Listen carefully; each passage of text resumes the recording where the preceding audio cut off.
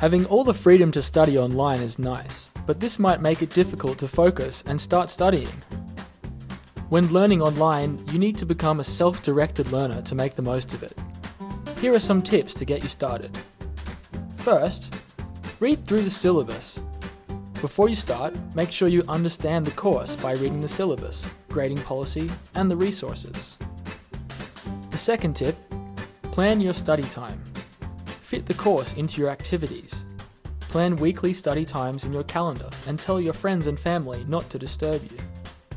Make sure to visit the course at least 3 times a week instead of binge watching all the videos in one go. This will help you retain information better and feel engaged.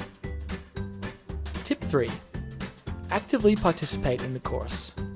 Connect with fellow learners by joining in the conversation and asking and answering questions in the discussion forum. Tip 4. You can find many ways to collaborate, like joining a study group, upvoting answers you really liked, or sharing material you created for the course.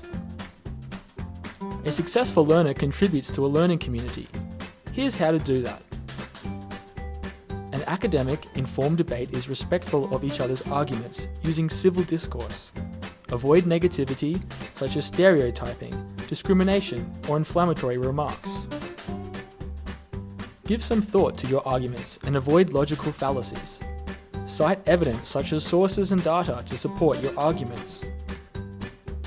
Make sure you follow personal online safety rules and do not share out personal details such as your email address or phone number. Now you are ready to be a successful learner. Enjoy your journey with our online course.